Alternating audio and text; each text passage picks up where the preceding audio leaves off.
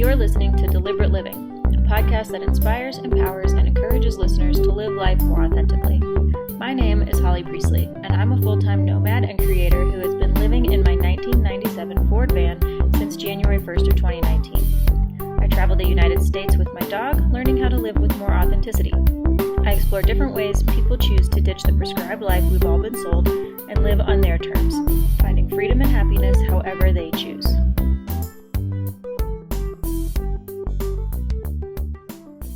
Hello. Welcome to another episode of the Deliberate Living Podcast. I'm Beers. I'm Holly. And today we are continuing our progression, revisiting the 4 types of freedom. Today we're going to be talking about freedom of location. Yep. So this is the second type. And last week we talked about freedom of time. And so this week we're going to talk about the freedom of location. And basically, as it sounds like, the freedom of location is the freedom to do what you need to do for your life, your work, whatever, from wherever it is that you choose to do it. You can work from anywhere in the world you want to work from, whether that's like a new country every month or just like a new coffee shop every afternoon or whatever it is that your lifestyle holds to. And I think, based on our lifestyles, this is a pretty important form of freedom for both Beers and I. So I'm really excited to get to talk about it more in depth. Yeah, it has definitely been a priority for me. There's definitely trade-offs that I've discovered as well that I really want to visit and touch in on. Do you want to share a little bit? I know most of the audience, I'm sure, is familiar with you and your van dwelling lifestyle, but you want to talk a little bit about what freedom of location looks like for you? Yeah, so my freedom of location process definitely started a few years before I moved into the van. I really tried to do everything you're quote unquote supposed to do in life. I got the degree and I tried to get other jobs working for other people and all of that. I even had a salaried benefited cubicle job one time for a while. I really tried, and I just found that didn't work for me. I have a really hard time consistently being productive in a place where I'm told to do that. Right. I find that I have a lot more ability to be creative and produce my best work and be able to focus if I can pretty regularly change my location. So sometimes that means going into an office was a really good thing because I could just sit down at my desk and focus, and that was my space to do my job. But then after a couple of weeks or a couple of months, I found that I was getting very distracted and kind of tired of just being in that one place. And I found that, then I was able to do my best work if I could take my laptop to the break room or some other part of the building just to have novelty. And so, years before I moved into the van, I started working for myself completely and not working for anybody else at all. And that really gave me an opportunity to see how I work best and from where. And I have noticed over the last few years that it's very cyclical. It's very seasonal, if you will. I'll go through seasons where I need to be at my home office. Things need to be organized. I know exactly what my routine is. And then I'll get bored of that and I need novelty. And then I'm all right, I'm going to this coffee shop. And then the coffee shop will be my routine for a while. And then I'll need novelty. So I'll stay home again. And that kind of freedom for me is very necessary. And then, of course, I moved into a van. And now I can do that on steroids. I can work from home in the van, but I can be in the desert where I am right now. I can be in the mountains when it's not so cold up there. I can be, close to the Canadian border, close to the Mexican border, close to the ocean. And I can still be in my home, or I can go out to coffee shops or breweries or whatever, anywhere. So I've just taken my freedom of location to the next 30 levels. I love that. For me,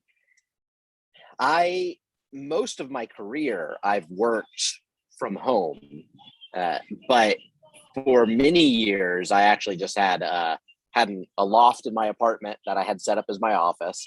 And every morning I'd go up there and I'd do my work, and my cat would sit at my feet. And when I'd go down and get a drink, he'd follow me down. Every once in a while I'd have to go into the office like 10 miles away for a meeting. I mostly worked from home.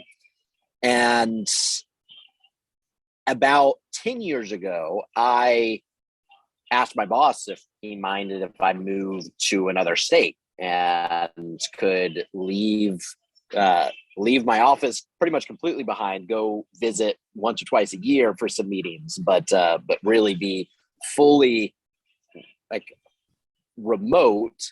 But still, I continued to work from an office at home. And then slowly I began to work from my sofa at home.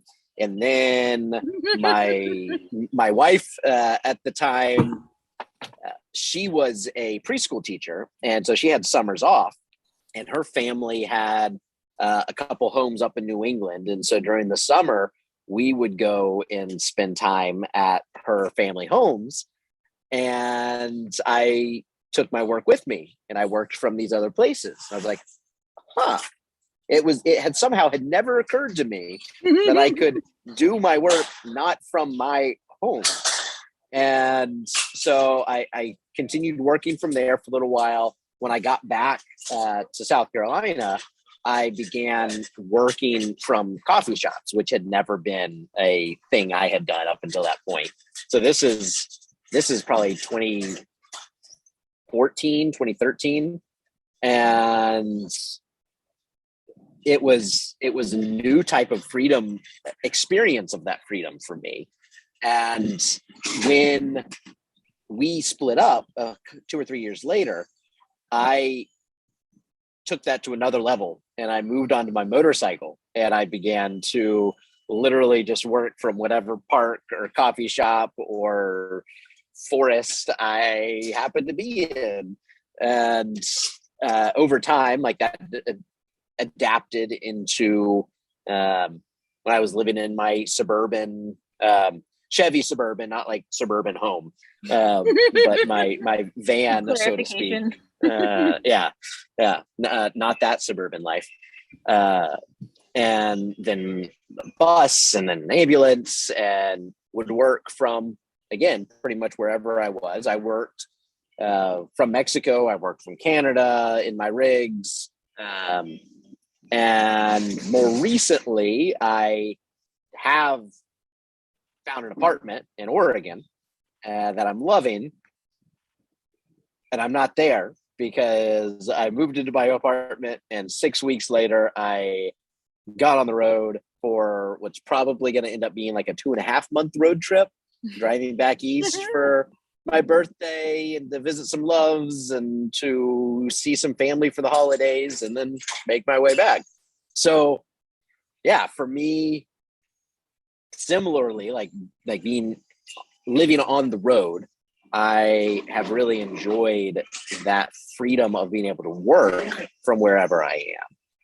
I'm curious that when we talk about freedom of location, we both defaulted to being able to work from anywhere, and how our work seems to be a potentially constricting factor on that freedom of location, right? Yeah, I think for a lot of people in our current society, it is, like you got to go wherever the work is. You got to live in whatever city your office is. Or at least that was true 2 years ago. Now that we're 2 years into this friggin' pandemic, like I think people are starting to see that like employees actually work better, more efficiently if they can choose where they work from. Businesses are seeing this, kind of because they were forced to, but they're seeing like a lot of positive benefits from letting people work from home. They're actually more efficient. And then the people who are doing that across the board, not every single person, but just on average, I would say most people are enjoying that freedom a little bit more because they're not so stressed. Our modern 8-hour a day, 5-day work week is kind of a construct of a century ago. and it Right, and it right. made a lot of sense then. And like an 8-hour day and a 5-hour work week was vast improvement over the 12 to 14-hour days, 7-day work weeks that they had during the Industrial Revolution. And then, unions came along and were like, hey, we don't want to be working like this. This is not healthy and safe. And so we've been doing this 8-hour day, 7-hour work week for 7-day. Oh my God, this normal 5 day. Monday through Friday 9 to 5 work week for so long. And now it's like, wait a minute, like just because we have been doing it and it was better than what we were doing before, it doesn't mean that it continues to be better for the people who are working or for the businesses who are hiring them. And so I feel like, yeah, like you and I obviously right out the gate defaulted to I like being able to work from wherever.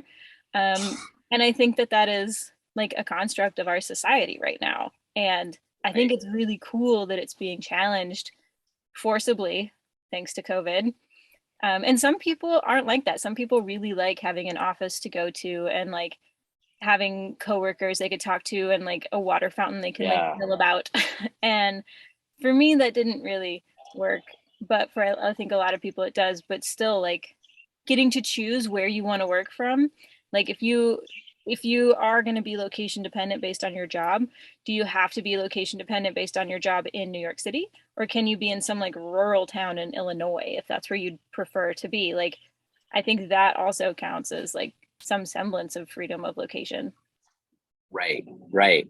Yeah, I know for me, there was a season when I, for probably a year or two, was working primarily in the office.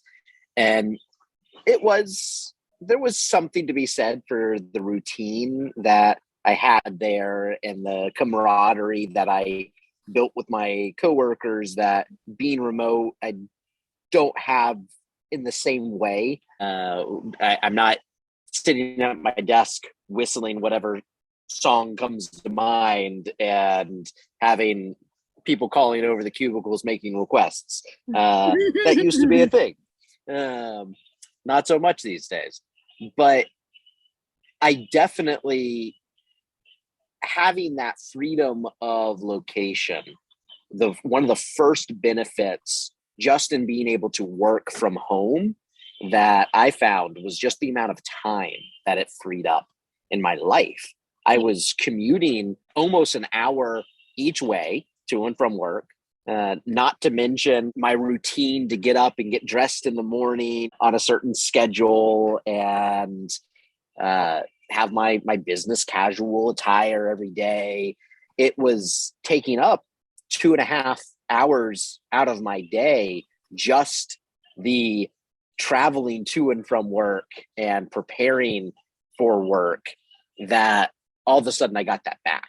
Plus, when I was working from home, if I needed to start this load in the wash, I could step away for 3 minutes and do that, move it to the dryer an hour later, as opposed to having to take up an entire evening out of my week when I got home from work to try to do my laundry. And all of a sudden, like, that's all clear. One of the things, though, that I have found to be a struggle with freedom of location is friendships and relationships. In the 5 years that I spent on the road, 5.5 years, I have made so many friends, and I've maintained friendships that I had before then. But the way that I've interacted with those friends has been very different from the way I might have interacted with friends when I lived in a place. And the way I'm working on establishing new friendships when I get back to Oregon. But I used to, when I lived in Atlanta and when I lived in South Carolina, I had these regular social activities where I would have people over to my house for movie nights or board games or chili nights. And I'd regularly meet up with some friends at a bar and have good conversation. And in these years on the road, I will cross paths, like weave in and out of my friends' lives. And we might spend a really focused like week or 2 weeks spending time together, and then we might not see each other for a year or more. And almost every connection and relationship in my life for the last 5.5 years has been that way, where there's been no consistent routine. What does that look like for you? Have you experienced anything similar? Yes. And so to go back to what you were I'm saying, more extroverted than you, so that's true. I think that has a huge play on it as well. But so I was going to say that, yes, the freedom of location and like being able to work from home is definitely very advantageous for single people. I think, like you were saying, like if you're working from home and you need to start a load of laundry, you can do that like during a bunch of other things during the day, and you don't have to give up a whole night of your week to do that. So much of our like current society with like historically or traditionally, which really only goes back to like the 40s and 50s, which is fucking ridiculous. Don't get me started. You had like the breadwinner who went out like 40 hours a week and worked, and then you had a partner at home who was taking care of the house, the groceries, the cooking, the cleaning, the maintenance, the kids, and all those things.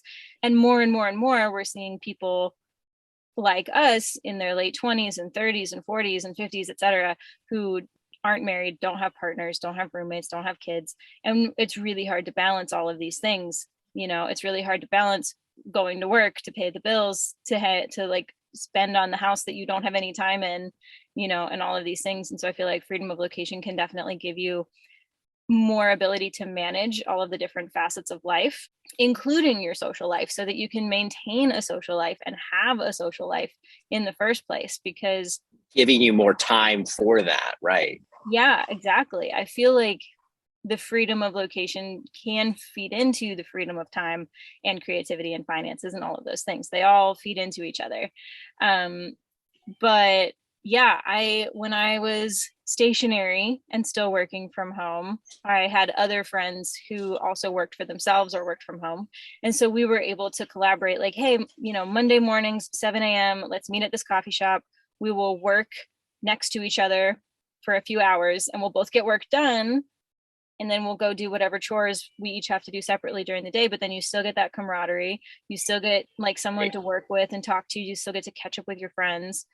But then, go and manage the rest of your life, because life requires managing, unfortunately.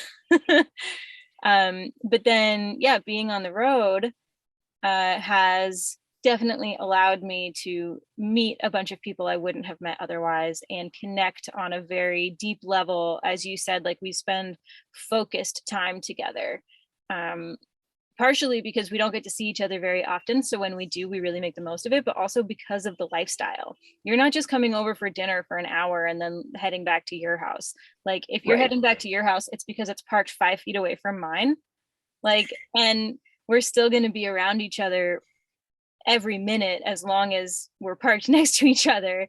And so you're able to have really deep, if short, time together, versus when you're stationary, you can kind of spread that out a little more. And I notice huge differences when it comes to like dating and like romantic relationships as well as platonic friendships.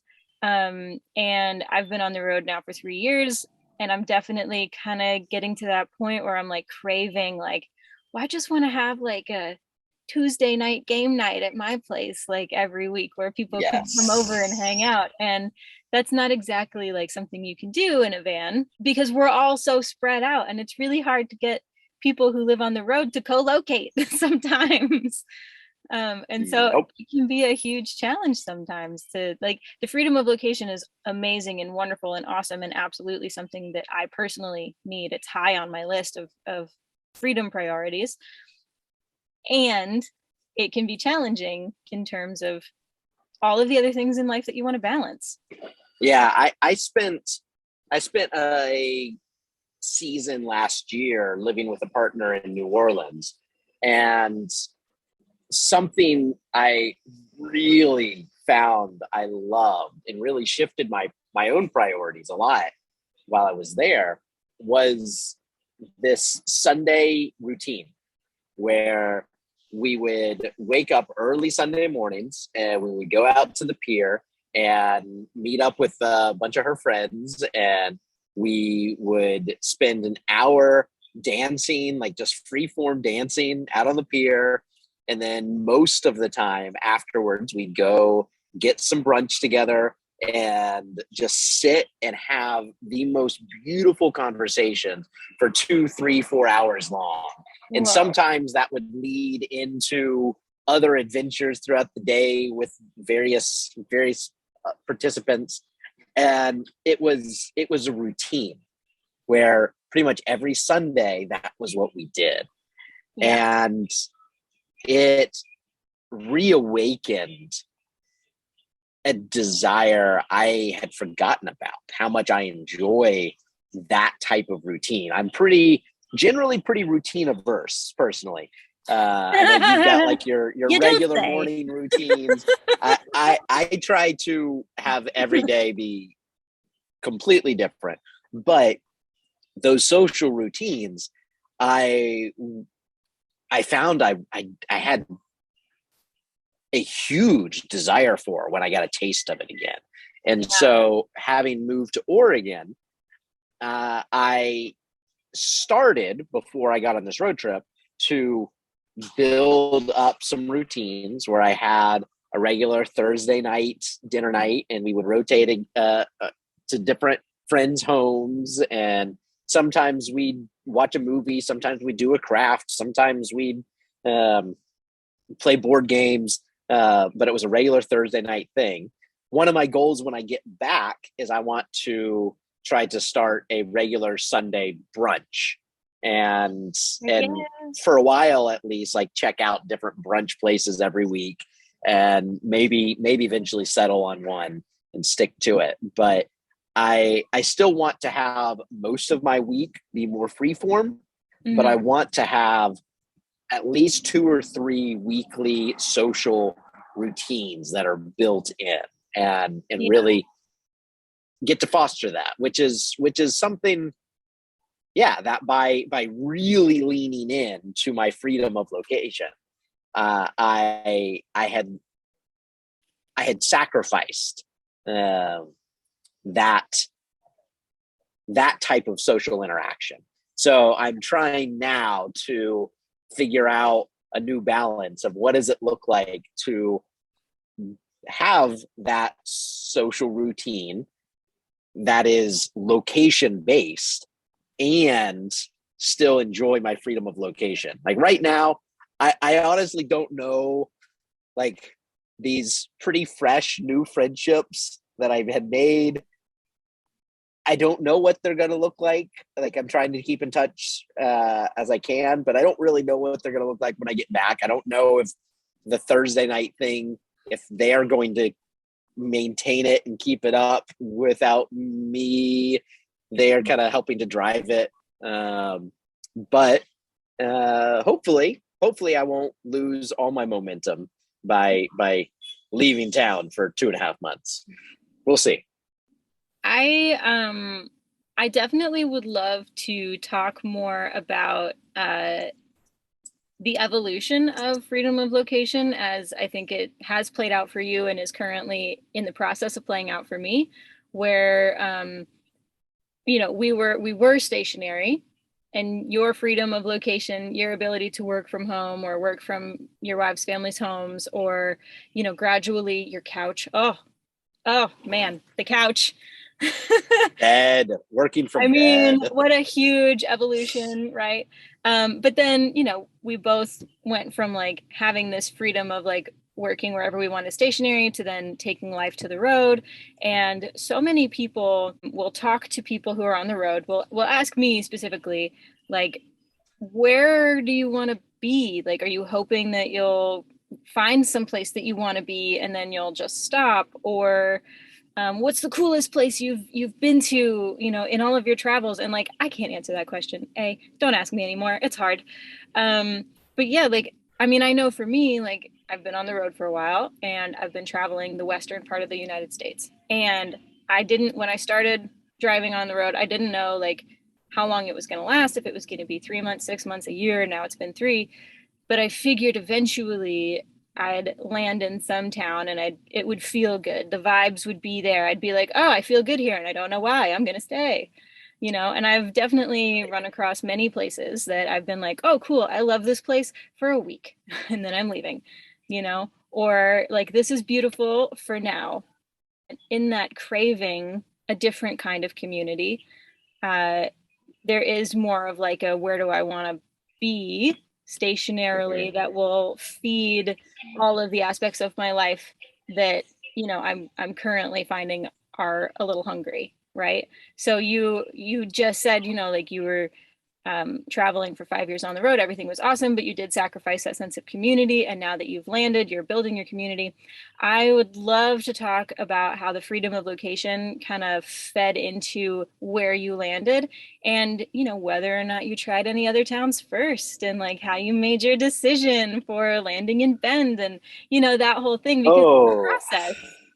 And yeah. all of these freedoms like are an evolution. Like, what freedom of time looks to you now versus in 5 years, what the freedom of location looks to you now versus in 5 years, the freedom of creativity now versus in 5 years, the freedom of finances, it's all an evolution. And so you are in the process of are on the way out of a most recent version of it. So can you talk a little bit about that?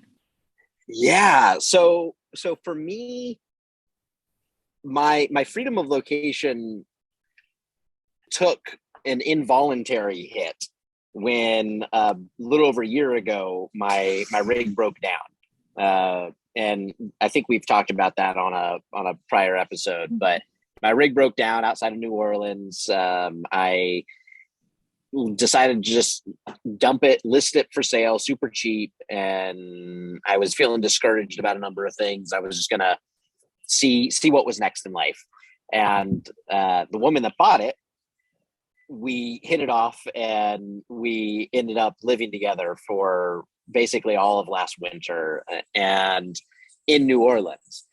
And for most of that time, neither of us actually had a car.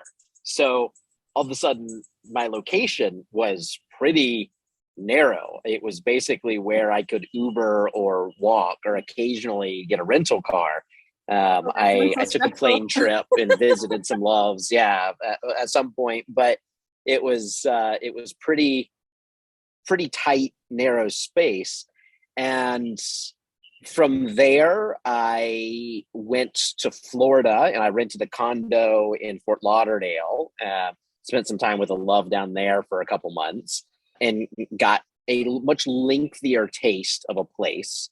I had rarely spent more than a couple weeks anywhere in the prior 4 years up to that point, 4.5 years.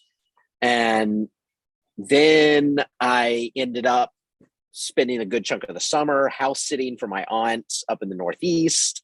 And it was when I was house sitting for my aunt that I really decided that I wanted to figure out a place to live. I think my initial list had something like 30 or 40 different cities all over the country on it, from Burlington, Vermont to Boulder, Colorado to Austin to St. Pete, Florida, Bend, Oregon, Bozeman, Montana, Palm Springs, California, all of these places that in my years on the road, I've really enjoyed.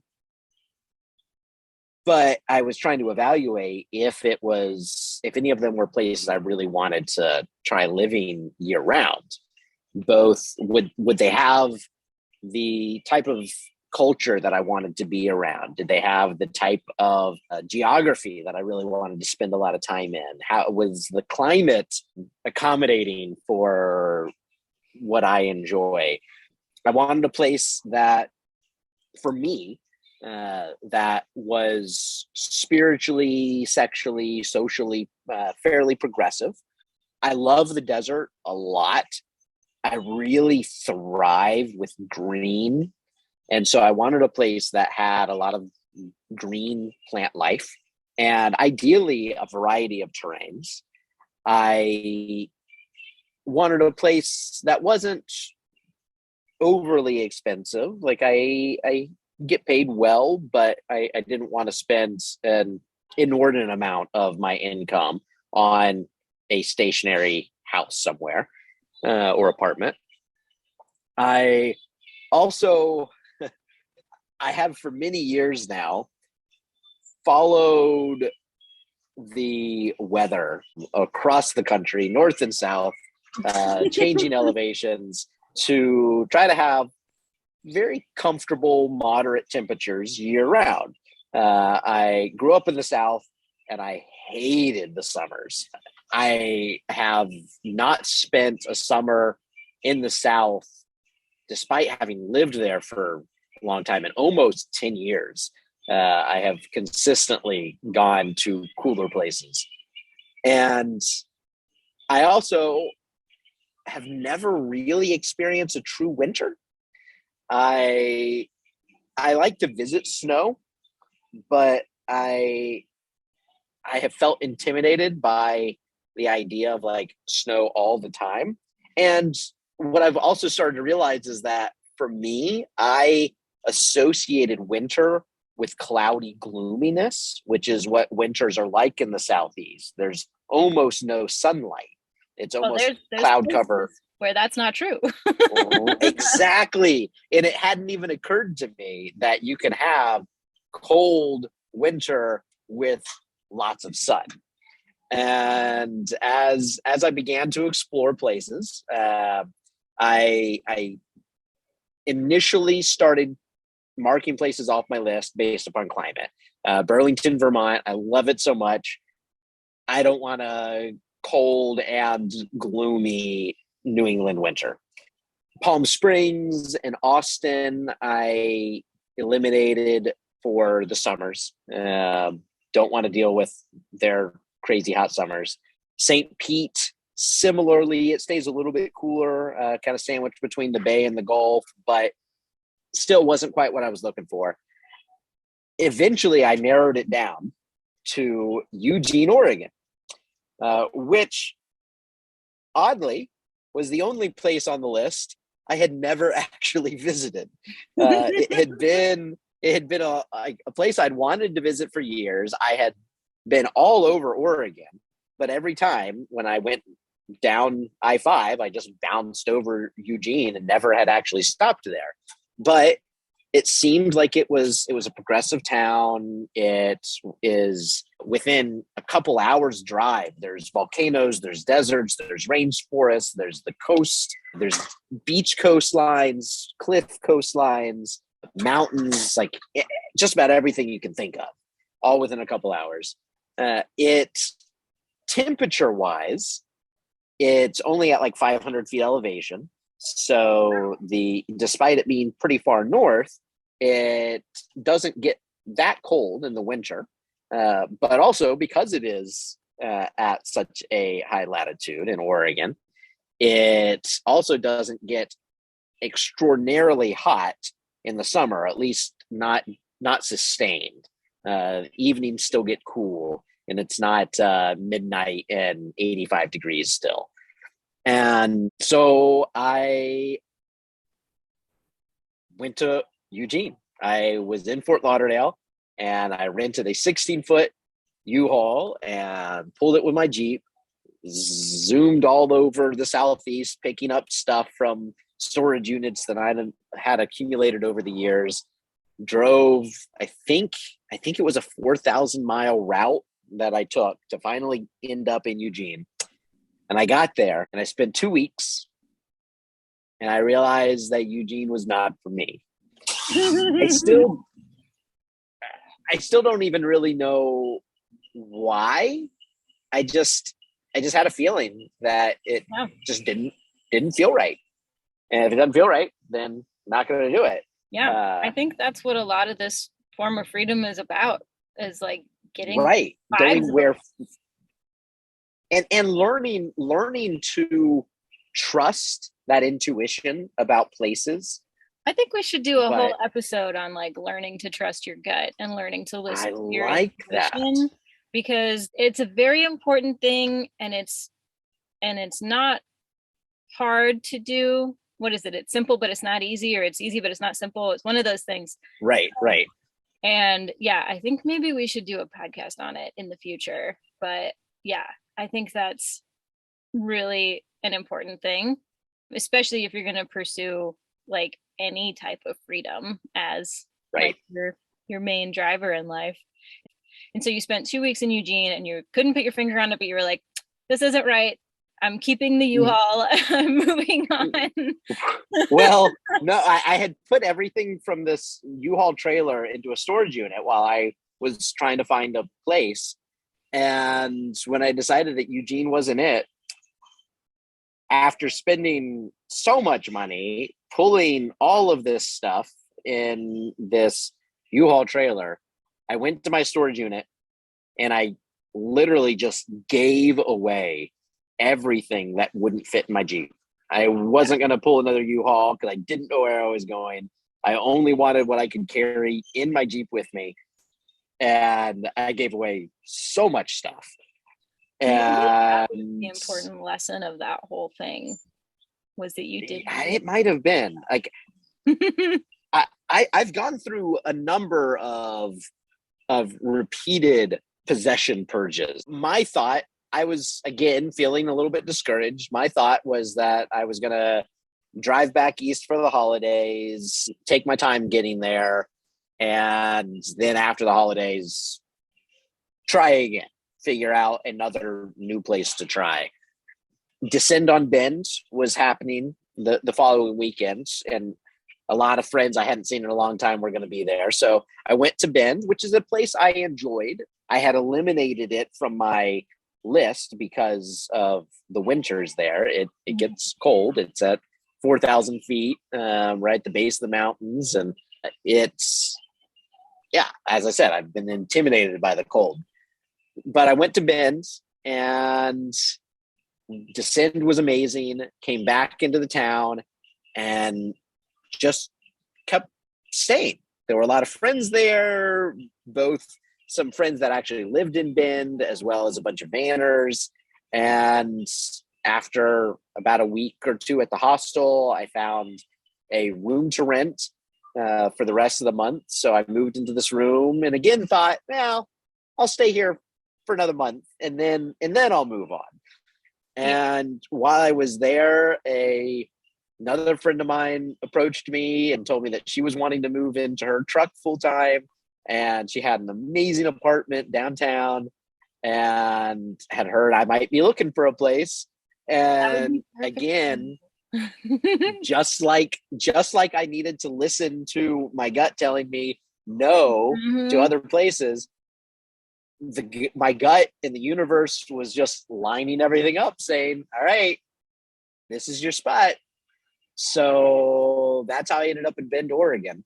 I originally thought that I was also going to be renting a room in St. Pete, Florida for the winter. And I was going to try like a bi-coastal thing. The St. Pete option fell through after I had already committed to Bend, which means you're learning. I'm going to have, I am right now, oddly enough, right now, I actually am in Florida. I won't be here for long. I will be back in Bend in January. But when I get back, I will probably only have about 2 months of winter. So I will experience a real winter, but my first one will be abbreviated. And my anxiety levels are right now fairly calm about it. We'll see once I get there how that goes. My apartment does not have a bathtub, which like soaking in just hot water has been like my main go-to for beating like that bone chilling cold. But maybe I'll find friends who will let me bum their bathtub, and we'll see. But that was my journey of finding a relatively stationary location. We'll see how it goes. It's an experiment, like everything is. like everything is. Yeah, I think that approaching life as one giant experiment is one way to keep yourself from taking it too seriously and allowing yourself to have more fun with it. And yeah, I think it keeps you from being like toxically committed to what you think or what you thought you wanted, and it gives you Right. more of that like leeway to be like, well, I thought I wanted to be in Eugene, but I don't, turns out. And I don't know why, but I'm trusting myself and I'm moving on. Um, but yeah, I feel like this particular episode recording is coming at a really good time, given that we've both been nomads for a very long time, and you know, you have successfully found a way to try to transition out of it. He says on the road in Florida right now, not near the house that he's renting. But I think that, you know, all of the experiences that we've gone through to get where we are, and to pursue this freedom of location and having the ability to like make a list of 30 places and then knock them off the list, you know, based on climate or whatever, um, is a really cool place in the journey to be in to record this. And I think, you know, if we do another recording similar, if we do like an updated version next year, we'll be like, all right, so over the last year, this is how I pursued the freedom of location, or this other type of freedom Yes. kind of like became the priority, because that's what happens sometimes. So I just want everybody who's listening or watching, you know, to kind of internalize that, you know, your version of whatever freedom can look however you want it to look in that moment. And you are allowed to Right. change your mind, and you are allowed to, you know, figure it out and like decide on one thing, get it, and then change your mind because it wasn't exactly what you thought it would be. And yeah, like having the ability to do what we're doing is certainly a privilege that we should not gloss over in any Right. way. And as we said at the beginning of the episode, like you can find ways to have freedom no matter where you happen to be located geographically. You don't have to live in a van or out of a backpack and jet setting across the world to be able to have freedom of location. You can have it wherever you are. And on that, there's actually as much freedom of location as I've been able to enjoy. There have been substantial constraints because of the because I also prioritize my freedom of finances in a certain way, that I am in a career where I get paid well and I have a consistent paycheck, but that requires me two things. During the week, I need to have good internet access so that I can do all my email. I can have my meetings. I also don't want to be having my meetings at 3 a.m. if I am in a completely different hemisphere or on the planet. So that has created two location constraints for me. One, I do not have the freedom to just go off grid for days or weeks at a time. Like I can schedule that in for weekends or for taking some PTO time. But for the most part, I need to stay at least close to civilization where I have at least self-service, if not strong Wi-Fi at a coffee shop or library or someplace. Secondly, I have, other than for work, I have not traveled outside of the Americas, where there's some people who have a type of freedom of location where they literally are flying all over the globe all the time. Yeah, that tends to require a lot of financial freedom as well. Then there's also so many of our friends who have various types of income streams, whether it's from savings and they're on the road for an extended adventure, or they might work seasonal jobs where they work for 2 or 3 months and then they don't work for 2 or 3 months. And during that time, they might have to be a little bit tighter with their finances, but they're able to literally go wherever they want, and they can go out into the middle of the desert or the middle of the forest and have zero contact with anybody for weeks at a time. And both of those are aspects of freedom of location that that I don't currently have because of the way I've prioritized other types of freedom in my life. And the way that these all interconnect is and interplay is really fascinating and fun. I think that's a really important point to bring up too. Yeah. I mean, I can be anywhere I want to be, but I also have to have cell service in order to do my work. And it can't just be like crappy cell service, like in order to do like a Zoom call and record for a podcast or have meetings with clients, like you have to have a certain level of service, which, I mean, there's a million different ways you can get that. And I have a whole podcast about that. But yeah, I think that's another important element to the whole freedom of location thing that we should address. And this episode is going to be like 3 hours long. So we're just going to wrap it up here-ish. Is there anything important that you didn't mention that you want to make sure we get into this one? I feel like I have been able to say the majority of what I think everything I wanted to say in terms of how I find it and how it's evolved for me over the years. So yeah, I feel like I have as well. It's definitely one that you and I both prioritize pretty substantially, and so we both have had quite a bit to say. I would love to hear what our audience has to say about freedom of location. How have you prioritized that? If you have, how would you like to, if it hasn't been an element, but you'd like to explore it more?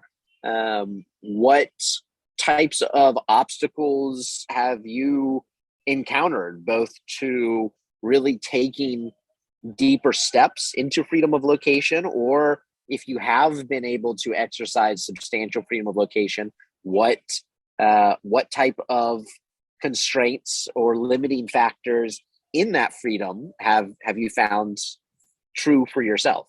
I'm really fascinated to hear a full spectrum. Yeah, me too.